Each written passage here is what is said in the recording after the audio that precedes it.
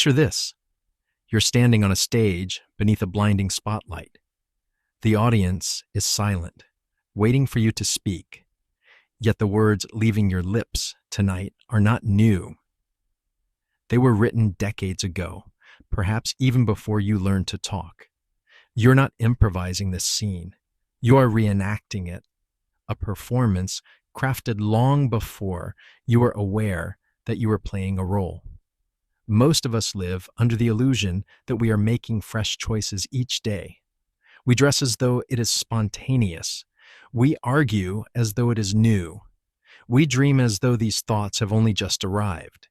Yet neuroscience and quantum physics whisper a different truth. The present moment we cling to is rarely present at all. It is often an echo, a memory replayed so many times it feels like truth, a script rehearsed endlessly by the subconscious, guiding our posture, our words, the emotions we allow, and even the people we draw into our orbit. Dr. Joe Dispenza, a researcher who has dedicated his life to this question, explains it starkly. By the time we reach the age of 35, 95% of who we are is nothing but a bundle of memorized behaviors, emotional reactions, beliefs, perceptions, and attitudes. Imagine that. 95% of you is not choice. It is repetition. Unless you intervene, you are not choosing. You are reciting. But this repetition does not only live in psychology, it is energetic. Every thought and emotion we hold sends out a vibration, a frequency that ripples into the quantum field. When guilt is your companion, when fear becomes your lens, when scarcity is your daily refrain, you're not only revisiting the past, you're transmitting it. You're tying your future to what has already been. Your childhood was not just a period of growth and innocence. It was a recording studio where your inner soundtrack was laid down, track by track. If while growing up you witnessed love withheld, money feared, joy postponed, or success punished, those impressions did not simply fade. They became etched into your signature, woven into the frequency you emit with every heartbeat. Unless these patterns are questioned and rewritten, they play on repeat like an old vinyl caught on a single lyric, the same chorus echoing across decades.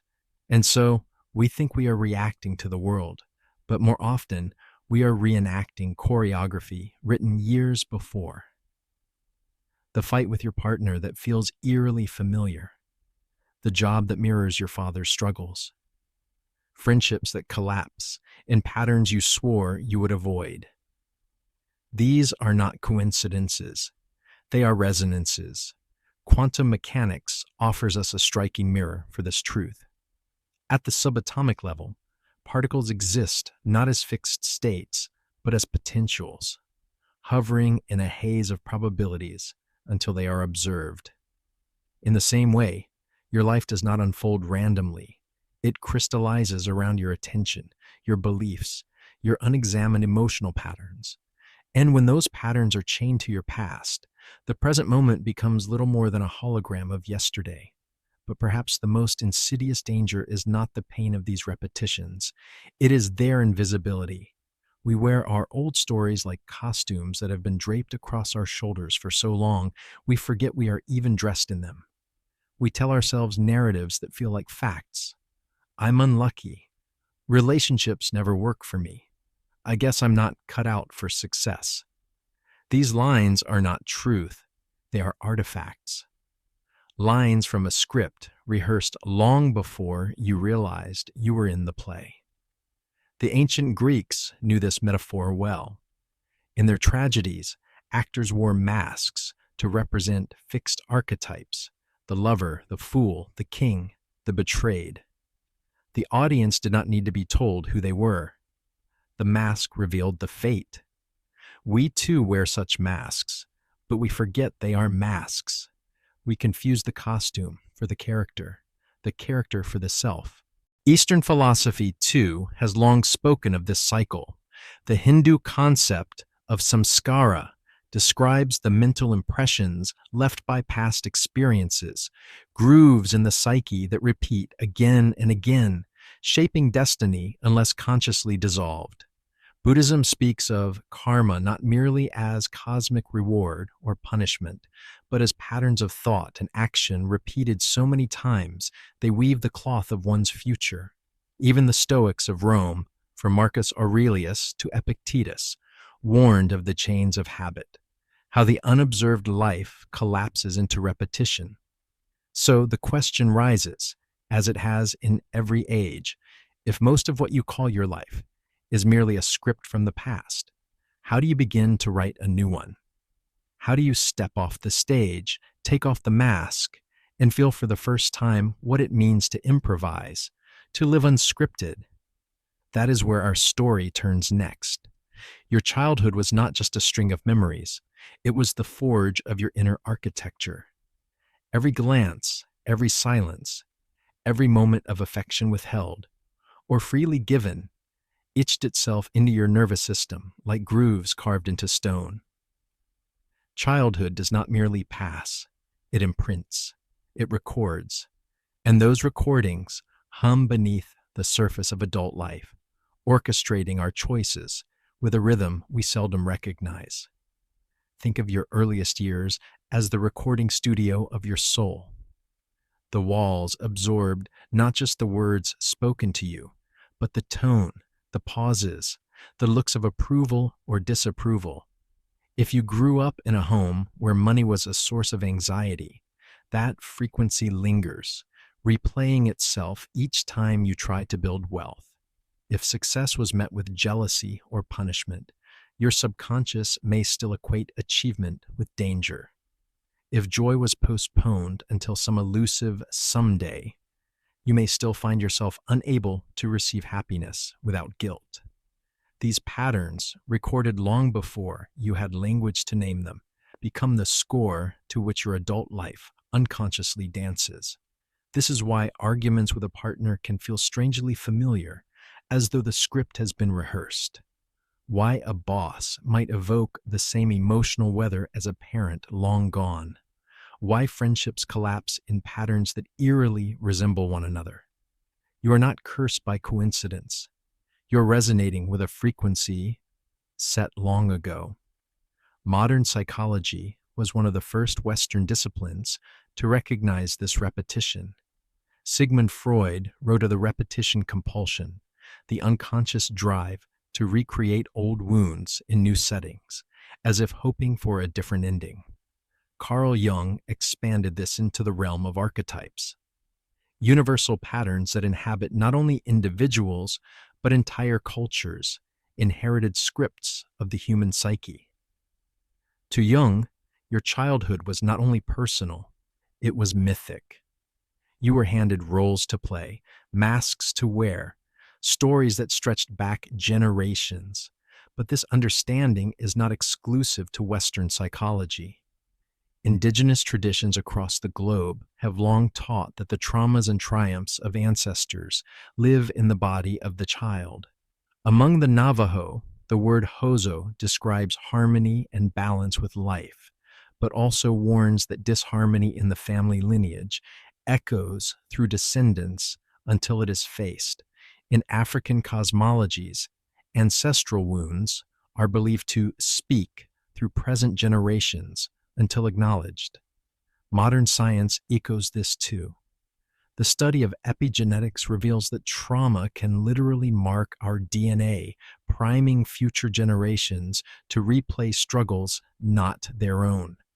So when you feel the sting of betrayal from a friend or sabotage an opportunity just as success is near, you're not merely responding to the present. You are replaying a chord struck long ago. The past does not remain behind you. It lives as resonance, shaping who you attract, how you react, and what you expect from the world. Quantum physics gives us a startling mirror for this truth. At the smallest level of matter, particles vibrate with certain frequencies, and those frequencies determine how they interact with other particles. Life is no different. You are a vibrational being, constantly broadcasting the frequencies of your earliest impressions. Those frequencies seek out resonance in the external world, drawing to you people and events that harmonize with your subconscious signature. To the untrained eye, it looks like coincidence. To the conscious observer, it is law. And yet the most insidious part of these patterns is their invisibility. Because they are familiar, they feel natural. A child who grows up believing love is withheld learns to confuse neglect with normalcy. A child who hears constant talk of scarcity may one day believe anxiety around money is simply how life is. What begins as adaptation becomes identity, and identity left unquestioned becomes fate. History is filled with echoes of this phenomenon. Consider dynasties where sons repeated the mistakes of their fathers, wars reignited, debts reincurred, betrayals replayed across centuries.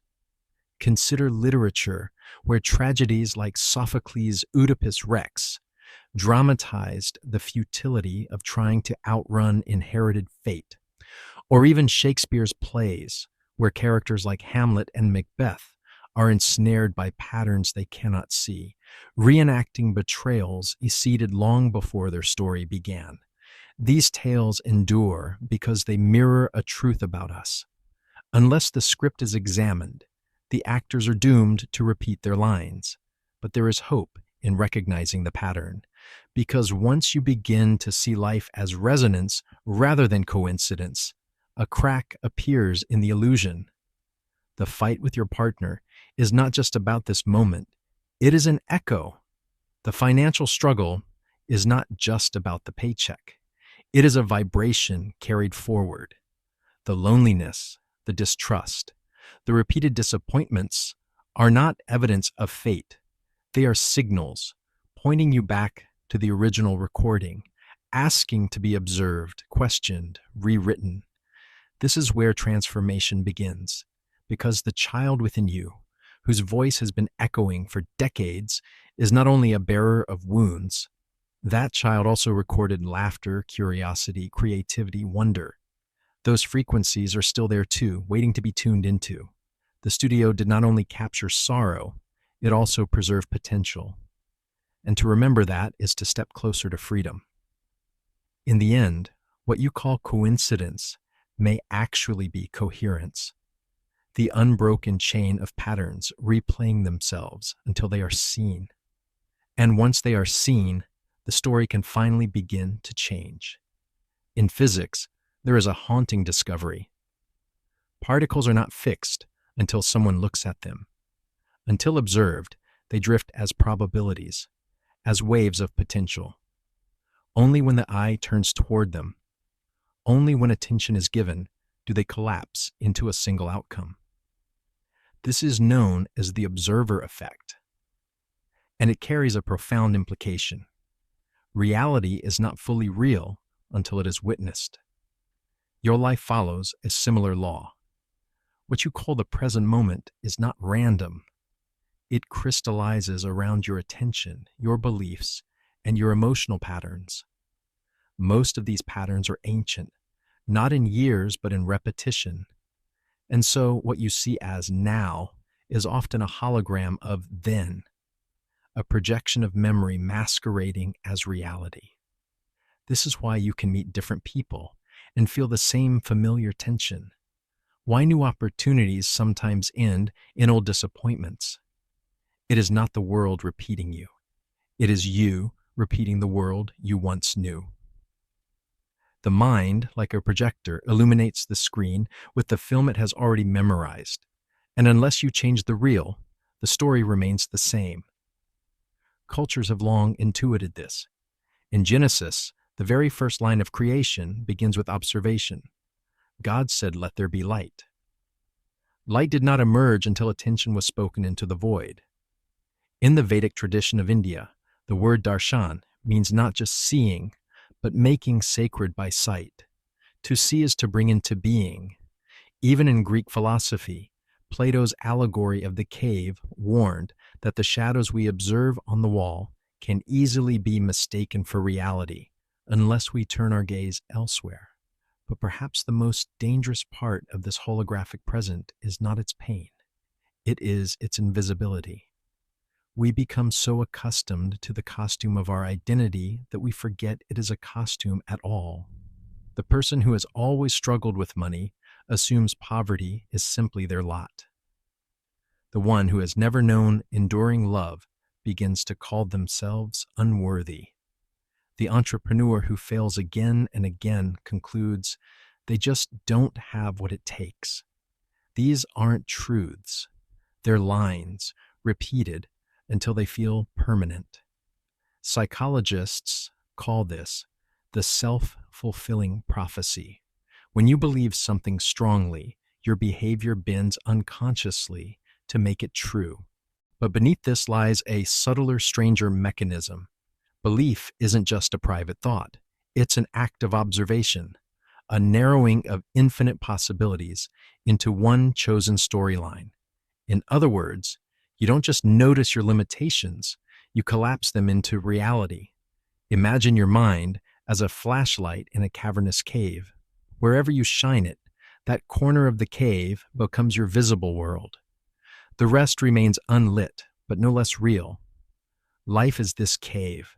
The quantum field is this cave.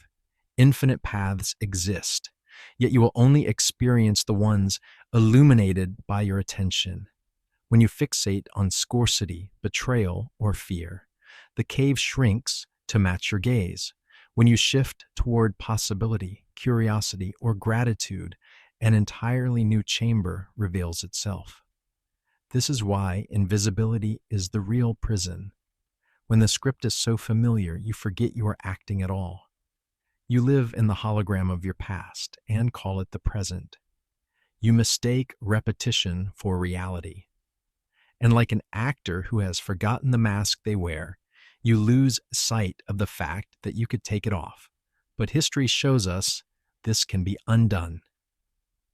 The Stoics of Rome practice a discipline of perspective.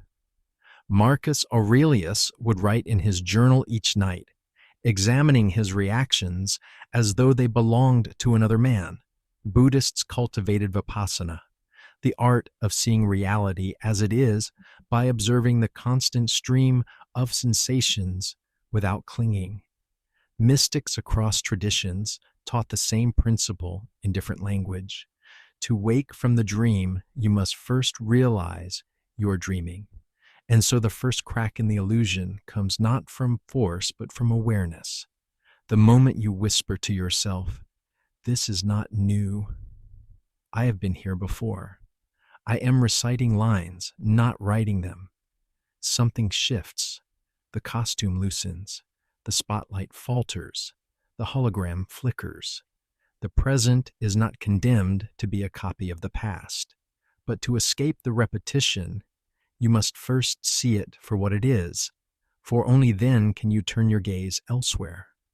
Only then can you begin to choose which part of the cave you will illuminate next. What if just once you could watch the character instead of being the character?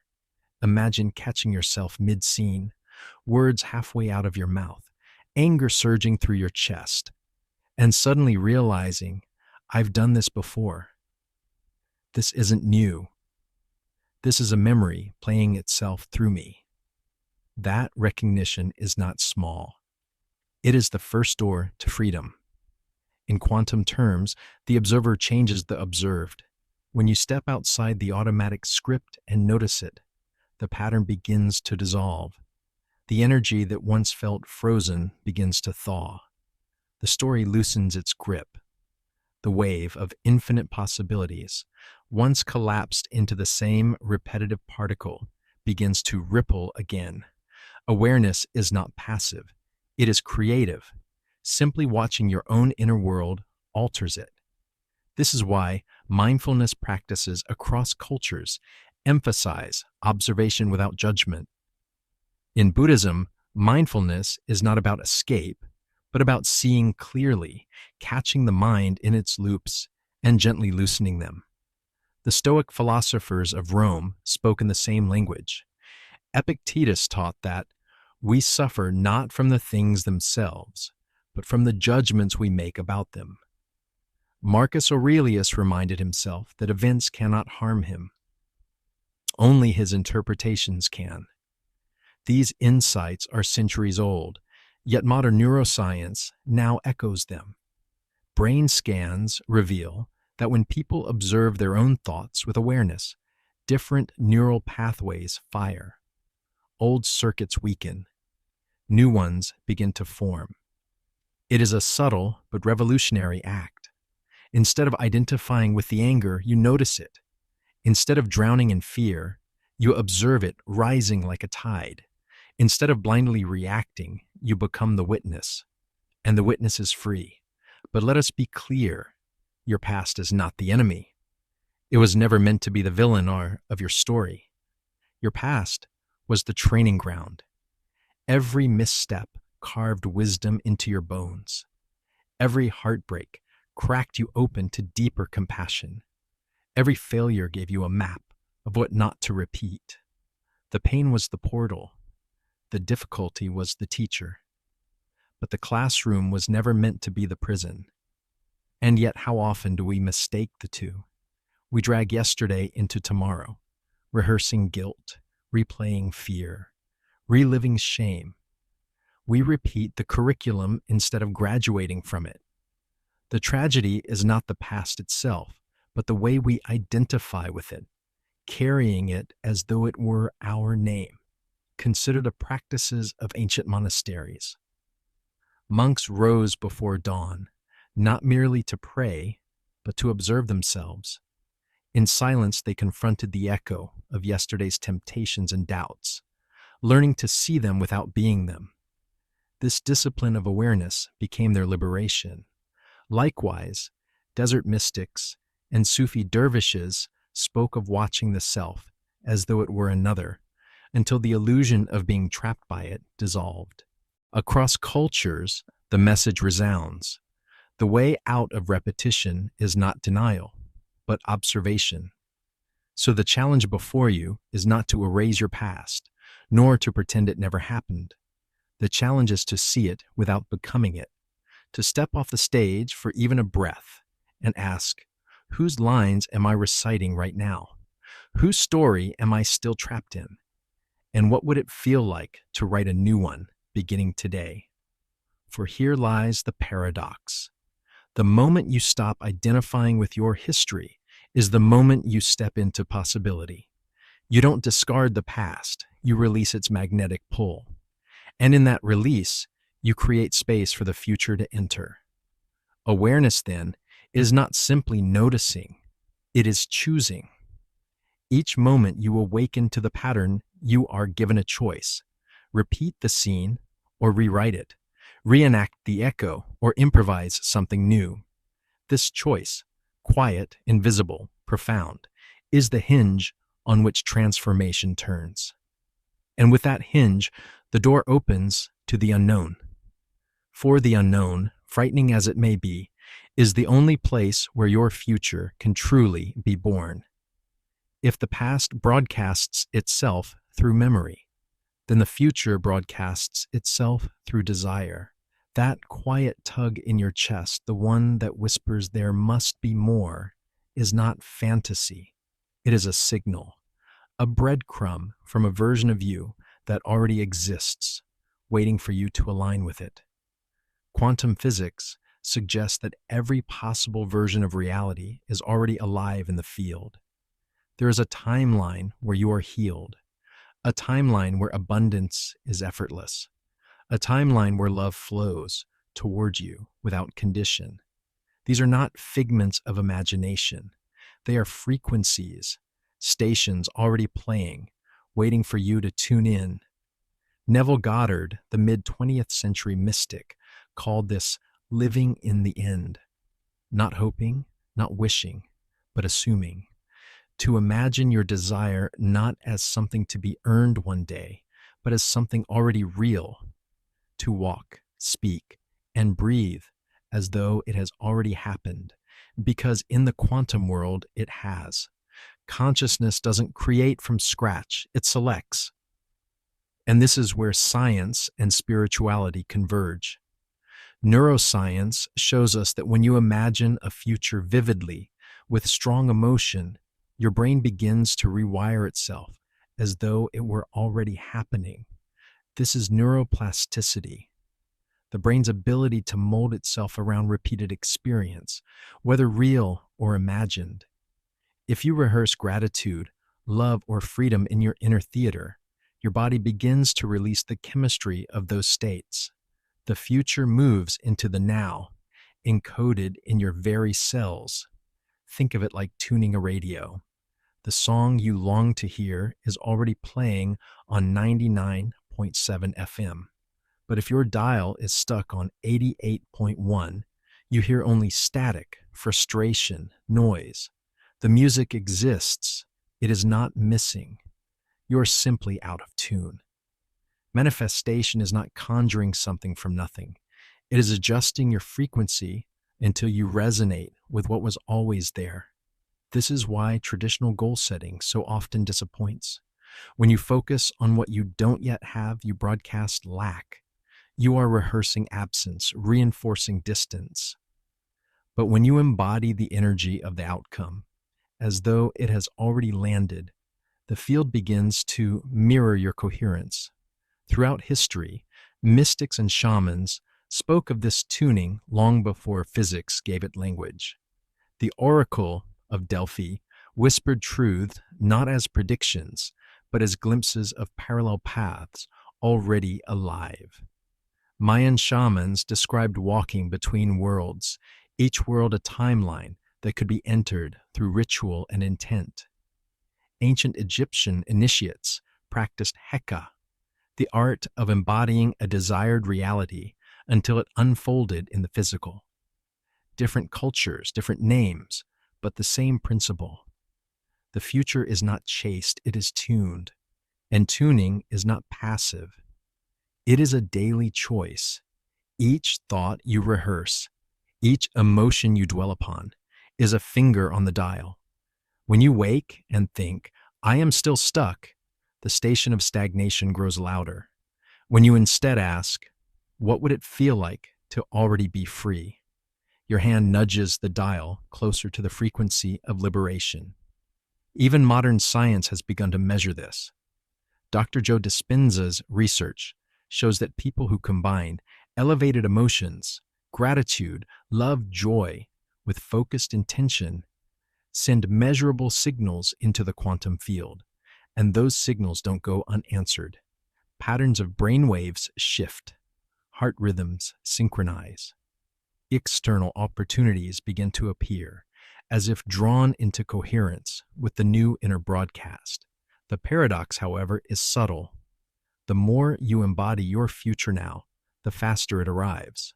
Because in quantum terms, delay is an illusion. It is not about time, it is about frequency. When you shift the signal, the field must respond. So ask yourself in each quiet moment, what am I tuning to right now? Am I broadcasting the wounds of my past or the possibility of my future? Am I rehearsing fear or rehearsing freedom? Because every signal counts. Every thought, every heartbeat is a dial. And the station you choose determines the song your life will play. The quantum field does not respond to words. It responds to coherence. Coherence is when your heart, your mind, and your body align in harmony with a chosen reality. It is the difference between speaking about abundance while secretly vibrating with fear, and embodying abundance so completely that every cell hums with safety and possibility. Think of coherence as a symphony. When the instruments of your being are out of tune, mind doubtful, heart closed, body tense, the music of your life sounds dissonant. But when they are tuned to the same frequency, the sound is irresistible. The field cannot help but echo it back. This is not philosophy alone. It is measurable. Studies from the HeartMath Institute reveal that the human heart generates a magnetic field extending several feet beyond the body, shaped directly by emotional state. Gratitude, compassion, and love create coherent rhythms that influence not only your own nervous system, but the physiology of those around you. Your biology is not just a receiver of reality. It is a transmitter broadcasting your inner state into the world. But here is the stumbling block for most. The field responds not to what you occasionally wish, but to what you consistently feel. Meditate for 15 minutes on abundance, then spend 10 hours worrying about bills. And which signal do you think the universe is answering? Not the brief alignment, but the dominant baseline. Your true affirmation is not what you write in a journal. It is the emotional frequency you live in daily. This is why change feels so elusive. People speak new intentions while embodying old vibrations. They declare freedom while broadcasting the frequency of fear. They affirm love while still transmitting loneliness. It is not enough to think differently. You must become the new signal. History shows us this principle in action. Rituals, chants, and collective prayers were not just cultural performances. They were technologies of coherence. Monks chanting in unison, Sufi dervishes whirling in trance, tribal drummers circling a fire. These were acts of tuning frequencies until heart, mind, and body sang the same note. And when that coherence was reached, miracles were expected, not as superstition, but as alignment. Consider a simple story. A woman spent years convinced she was invisible, unseen by men, overlooked by clients, unnoticed by life itself. She tried affirmations, vision boards, endless searching, yet nothing shifted. Until one day, in meditation, she stopped asking for attention and began being attention. She embodied presence. She walked with the posture of value. She no longer sought validation because she felt her own worth. Within weeks, her inbox filled with clients. Her love life awakened. Opportunities appeared where there had been none. The world hadn't changed. Her broadcast had. This is the paradox of coherence. The more you embody your future now, the less you must wait for it. In quantum terms, the delay is an illusion of misalignment. Change your signal, and reality rearranges. So the question becomes not, what do I want? But, what am I broadcasting? When you enter a room, does your energy announce fear or trust? When you speak of your dreams, does your voice carry hesitation or certainty? When you move through your day, does your body posture declare defeat or quiet expectancy? Every thought charged with emotion sends ripples into the field. Those ripples gather into waves, and those waves collapse into the experiences, people, and opportunities you call your life. The beauty is this: your broadcast can change in an instant, not by faking joy, but by choosing the next highest vibration available. From despair to anger, from anger to neutrality, from neutrality to curiosity, from curiosity to appreciation. Each step is a recalibration, each elevation a new frequency. And as your broadcast shifts, so does your reality, not always overnight, but inevitably, because coherence is law. The field cannot ignore a steady signal. Most people believe they are here to receive life, to wait for signs, timing, luck, or permission. They wait for the universe to hand them the breakthrough that will finally change everything. But the truth is far more powerful and far more confronting. You are not the receiver. You are the signal. Every circumstance of your life, from the numbers in your bank account to the health of your body, to the love or loneliness in your relationships, is responding to the vibration you are transmitting. Not sometimes, not occasionally, constantly. Imagine a lighthouse on a dark coast. It does not chase ships. It does not scan the horizon, desperately hoping for recognition. It simply shines. and what arrives in its harbor depends entirely on the steadiness of its light. If the beam is flickering with fear and scarcity, storm-tossed vessels will be drawn to it. But when the light is clear, steady, unwavering, it calls in safety, alignment, abundance. You are this lighthouse. Your broadcast is your beam. The key question then is this: what signal are you sending? Most of us were taught to cover our fear with surface positivity, to recite affirmations we don't fully believe. But the field does not respond to words. It measures coherence. You cannot trick it. You cannot chant, "I am abundant," while vibrating with unworthiness, and expect the signal to be received. The universe is not listening to your mouth. It is listening to your being. Changing the signal begins at the root, identity. Who do you believe you are? Not in theory, but in practice. Identity is not a thought. It is a pattern. It lives in your breath, your posture, your nervous system. A person who sees themselves as always struggling will unconsciously broadcast struggle in the way they sigh, in the way they carry their shoulders, in the way they anticipate disappointment before it arrives. And life will mirror that signal faithfully. But history shows us the opposite is also true. Gandhi did not wait for evidence before declaring freedom for India. Martin Luther King Jr. did not wait for civil rights to be granted before speaking as though they were inevitable. Joan of Arc did not wait for validation before walking onto the battlefield with the poise of someone already chosen. These figures collapsed new realities, not by force, but by signal. They became the broadcast, and the world bent to meet them. The same power lives in you. Begin by shifting the story you tell yourself. Every time you say, "Things never work out for me," you reinforce that station. Every time you mutter, "I don't know what I'm doing," you amplify that broadcast. The field doesn't check if it's true. It checks if it's consistent, and what you repeat becomes magnetic. So craft a new signal, not a fantasy, but a frequency. I am becoming the version of me who receives with ease. I am tuning into the timeline where my worth is unquestioned. I don't chase, I align, and everything I need is drawn to my signal. Then amplify it with action, because action is coherence in motion. Each time you act as your future self would act, the field sharpens its response. Stop waiting for proof. Stop asking the mirror to smile before you do.